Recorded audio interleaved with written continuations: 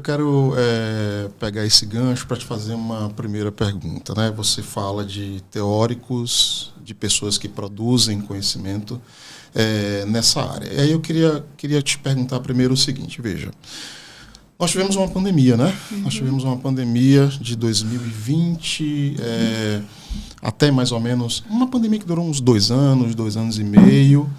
Hoje, a doença Covid-19 está relativamente controlada no mundo inteiro. As taxas de mortalidade muito altas. No Brasil, nós tivemos quase 700 mil mortes. Então, se a gente for fazer um cálculo da população enlutada, né, tem muita gente enlutada. Então, eu queria lhe perguntar o seguinte, veja, eu também sou psicólogo e você sabe que na nossa formação não existe uma ênfase durante a graduação, especialmente, não é verdade? Não tem uma ênfase nos temas da psicologia do luto, da tanatologia. Isso.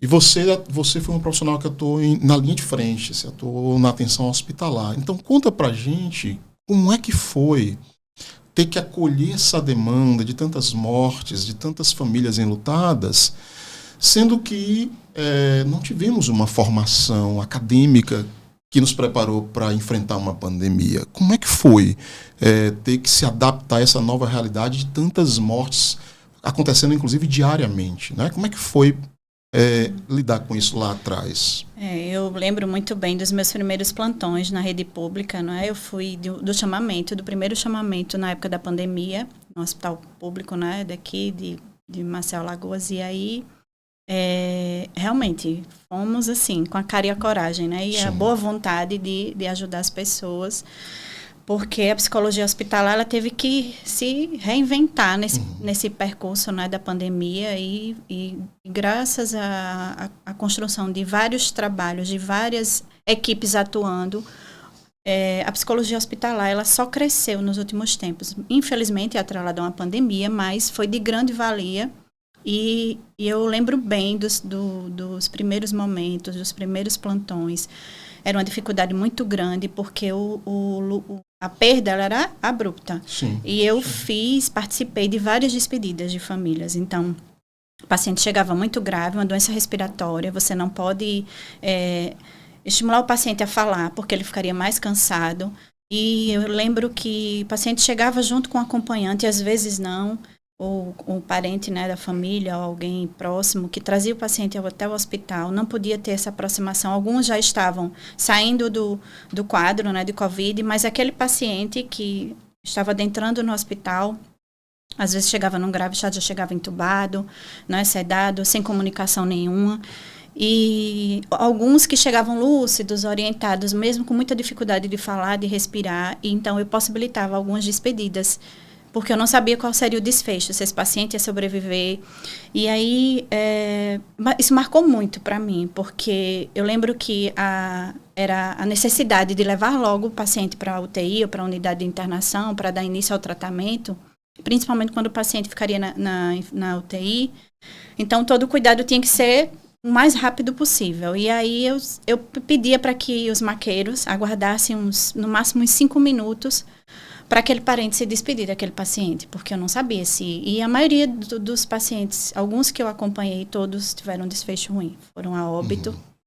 E eu fiquei com aquela sensação assim, de que bom que eu consegui fazer com que essa pessoa se despedisse daquele parente que estava ali, que transmitisse alguma coisa para ele, que confortasse naquele momento, porque era uma situação, assim, caótica mesmo. A gente passou por situações assim.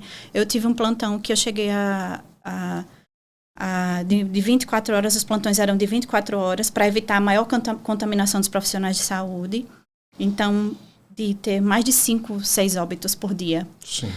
E a gente acolhia uma família, já estava acolhendo outra. Então, essa rotina, ela ficou realmente numa condição de rastro de destruição, porque a Covid ela fez um rastro de destruição muito grande.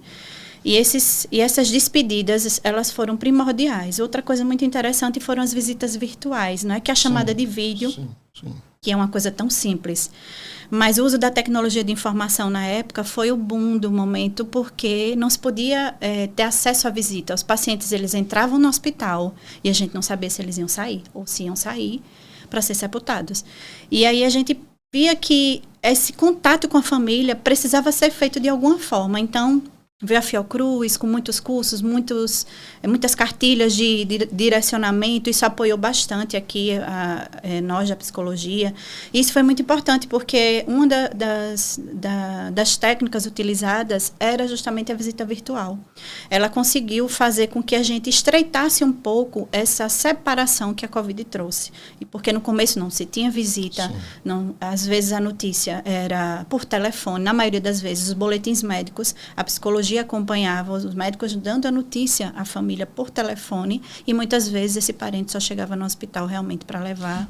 O Conselho de Psicologia emitiu uma resolução. Exatamente, né? A resolução 04/2020. E essa resolução nos deu essa condição, né? Foi um pouco ainda muito...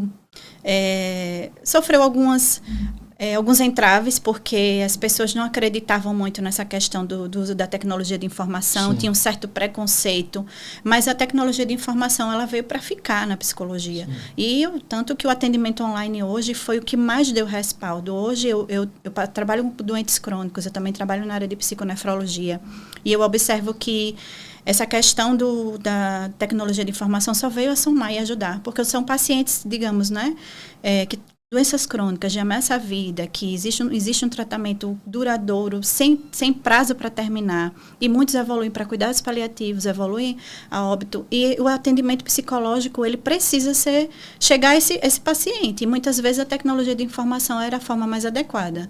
E então foi uma coisa que veio para ficar. No contexto da pandemia, em algumas situações, a única forma, exatamente, né, para evitar o contágio. Exato. Então, assim, quando eu cheguei também a colocar muito áudio. Eu pedia para as famílias gravarem um áudio de no máximo 1 minuto para que eu colocasse para o paciente entubado ouvir. Aí você pode perguntar, né?